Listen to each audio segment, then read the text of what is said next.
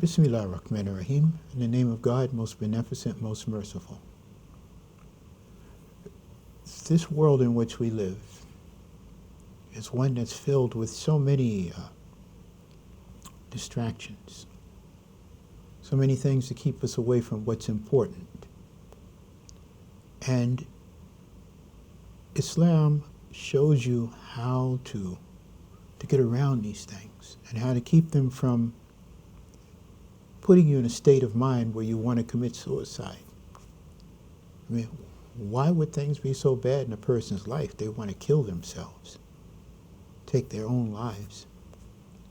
Why would things be so bad in a person's life that they want to take drugs, which is a form of suicide, to take them out of their normal state of mind?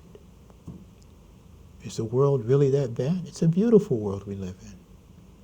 I mean, we've gotten into a state of mind where we no longer look at the simple things. We don't look at the beauty that surrounds us. We don't look at the beauty of the trees, or we don't listen to the beauty of the birds when they're singing. Yeah, the birds when they're singing. And they're not really singing, they're communicating. Okay? And we get into things that cause us to become distracted, to become sick, to become people who become very superficial in our concerns about the world. And, you know, look, this is Islam Works. That's the name of this program, Islam Works. My name is Abdullah Muslim. I'm your host. And our guest, Brother Safwan here, is going to, you know, explain to you circumstances of some things that he had seen, all right, as to be a part, as a part of the distractions that keep people away from what's real, from what's important, okay, and what works for the benefit of the whole of humanity when it's used in accord with the Quran and the way that our Prophet Muhammad sallallahu alaihi wasallam has shown us to use it. So, Brother Safwan, let's continue from the last episode that we did, please. Well, we were speaking about my interviewing this Wiccan lady from upstate New York. From upstate New York. Mm-hmm. I found in that particular part of New York that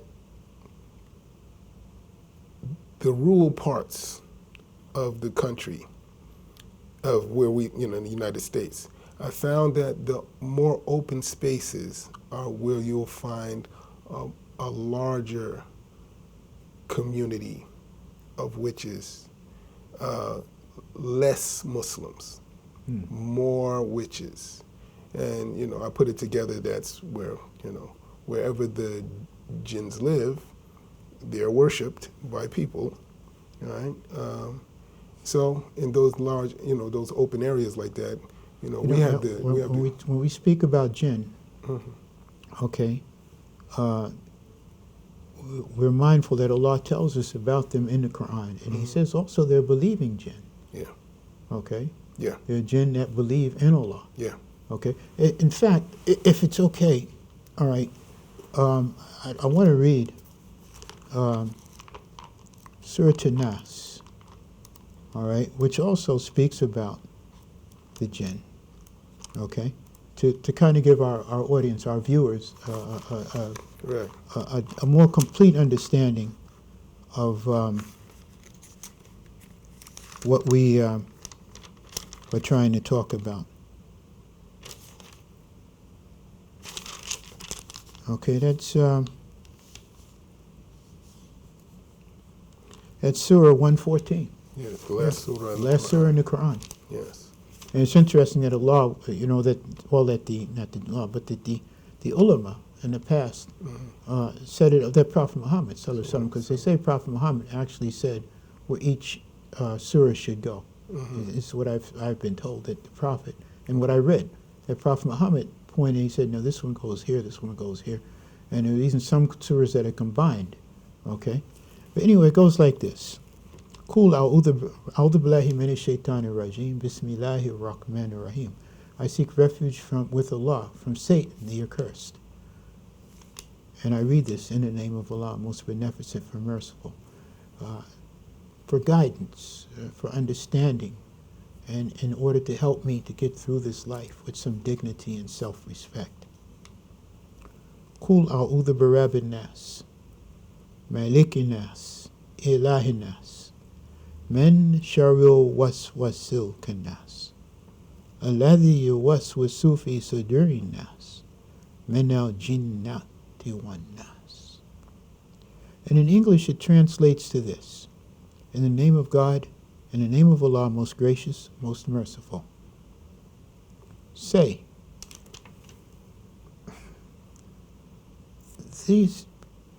each one of these ayats, verses, surahs, okay, chapters, were revealed when a certain thing was going on, something was going on. This particular surah was one of the surahs that were revealed when someone had actually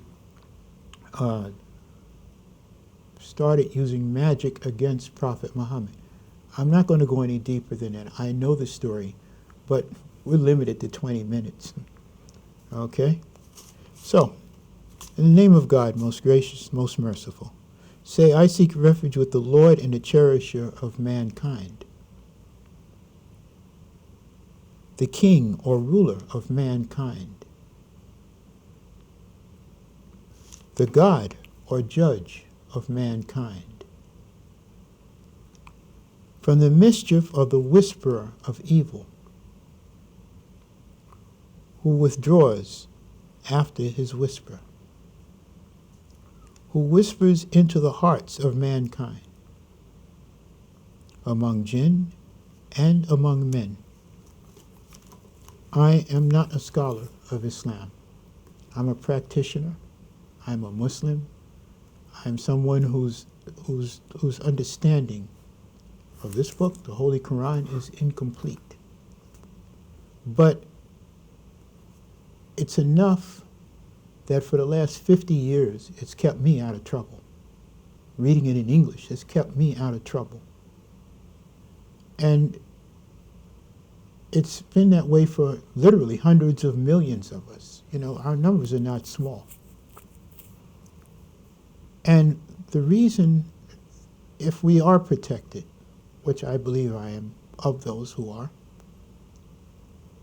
is because of our sincerity in serving Allah. So my understanding, and the reason I'm saying that is because my understanding is that one of the characteristics or the abilities of the jinn is that they live in what we call another dimension. But it's a parallel dimension. It's a dimension that they can see and hear what we do. But we cannot see or hear them, but we can see the results of what they do. And they have the ability to whisper to us. You go into a store and you see something. Go in and steal it. Steal it. Go in and take it. Don't pay for it. Something starts whispering to us, encouraging us to just steal something. Just steal it, take it, put it in your pocket. Walk out of the store. Nobody's going to see you. And maybe they don't. You steal it, you walk out of the store, you get away with it. Now what happens? You're encouraged to steal more the next time. Oh, this person insulted you. Kill him. So you kill somebody. Maybe you get away with it, maybe you don't. If you get away with it, hey, now you start killing anybody who insults you. Go on and make this money. Don't worry about where it comes from. You take this money, and you sell these drugs, or you can rob this bank, or you can rob this store, or you can hit this person upside the head and take it and put that money, and you can take that money and give it to the church. Or you can take that money and give it to the synagogue. If such a thing exists. I'm not insulting anyone's religion. But I do know that within the certain aspects of Christianity, ill-gotten gains have been given to the church. And people who have done this have received special privileges. In Islam, you do something, you sell alcohol or drugs or however, you get money from some haram means. There is nothing to make you think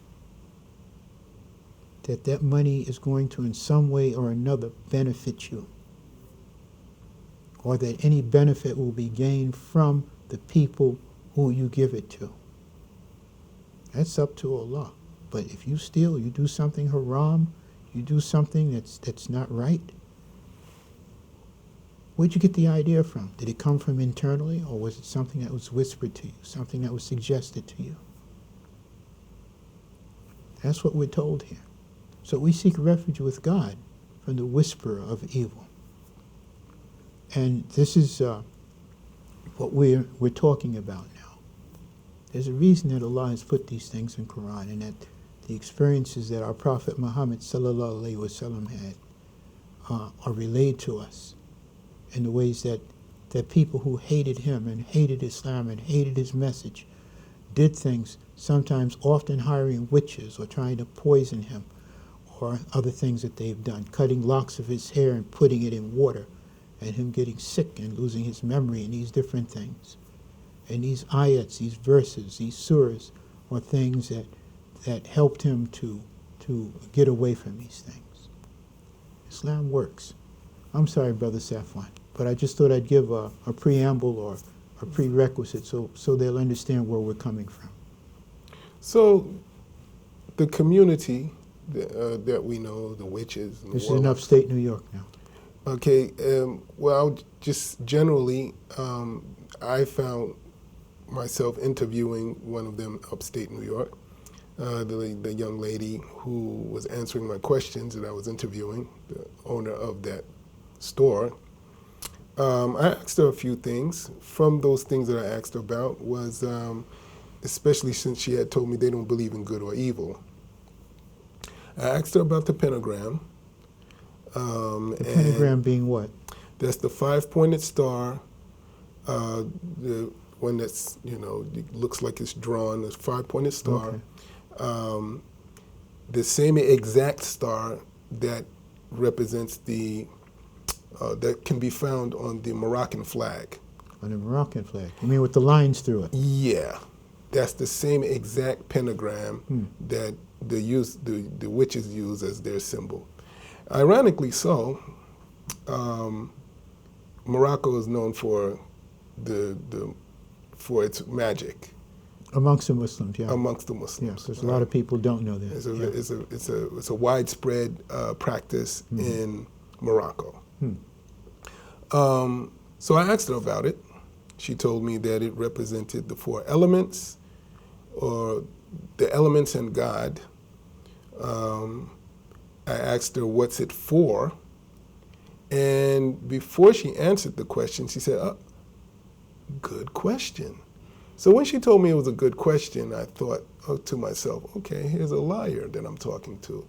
And why should I even believe that she's telling me the truth fully when the people of the truth, Allah told me, are the Siddiqeen. They happen to be the scholars of Islam. All right, so they're the opposite. And it was during this conversation that I realized that the opposite of the witches are the Muslims. We're just the exact opposite. They worship Shaitan. We worship Allah, who created Shaitan. Do we worship the angels? No, we don't worship the angels. We do not worship mankind. We do not worship stones, rocks, trees. Okay. What about the jinn? We do not worship the jinns. The jinns themselves, from amongst them, like humankind, have their own free will. Okay, so that means we only worship the Creator. Only worship the Creator Now, of all that exists. The next question, I know the answer, but I'm asking you because this is something that was put to me by the Satanists that I talked to. Okay, why would God allow such things to exist? It's from His infinite wisdom. Okay. It's from His infinite wisdom. He's created heaven and hell, and He's created everything in the opposites. And this life is like a middle passage. It's like we're on our way to something.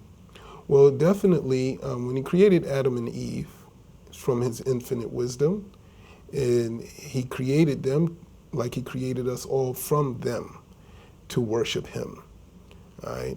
And for the purpose of worshiping Him, He also created bad so that those who do worship Him willingly can do so out of their own free will and not being forced.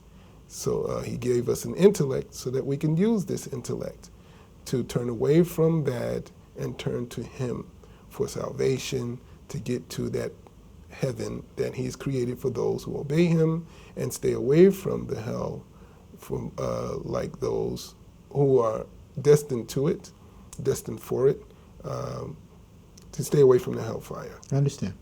Yeah. In the next life. In the next Okay. life. Yeah. You know, the things that you're talking about, you know, like a lot of the movies that they show, all deal, not all, but a great many of them deal with some type of supernatural power, some type of supernatural creatures, or some type of supernatural aspect of the human thought processes. All right, wherein we have the ability to do things, to, you know, to hold our hand up and call the lightning, or you know, these different things. And I remember one time when I was in the 6th grade, one of my, they used to have these classes called religious instructions. I did not go to a religious school. It was a public school, but they, on Fridays, the Catholic children would go one to one, you know, to their religious instructions. And Jewish children would go to their religious instructions. So one of my Jewish classmates came to me one time and he said to me, he says, do you believe in mind over matter? And I told him, yeah. I said, we think about something and we make it. Okay? We think about an easier mode of transportation and we build a car. We think about flying or going from America to Europe or Europe to Asia, we build an airplane. It's mind over matter, because we got to take the matter out of the earth and build it. But where did the idea to do these things come from? Inshallah, we'll get a little bit more into that, inshallah, in our next session. And, you know, one of the other things is that we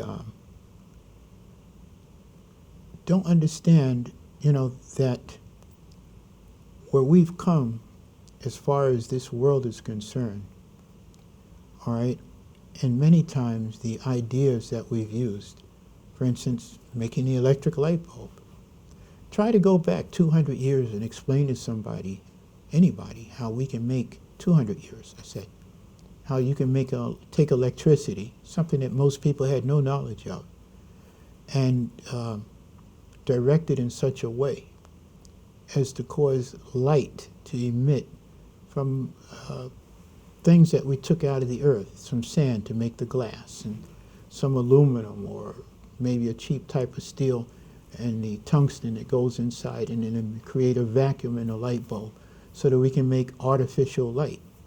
Okay? These things are things that people don't understand, or how we're able to communicate wirelessly with our little handheld devices virtually any place in the world. Okay? And I remember once there was a major executive, one of the major corporations, I want to say IBM, but it may not have been IBM, who made a statement that anyone, when you take the different aspects of of technology that we have, and you combine it in such a way that it works, it could be conceived as a type of magic. Okay? But there's another type of magic, okay, that comes about, all right, without using matter, so to speak, okay, but as a direct result of thought processes and calling on the jinn to help. And, you know, inshallah, we may talk a little bit more about that in the next episode, okay, and maybe get a better idea as to how Islam works to protect us from the attraction that these things hold for us.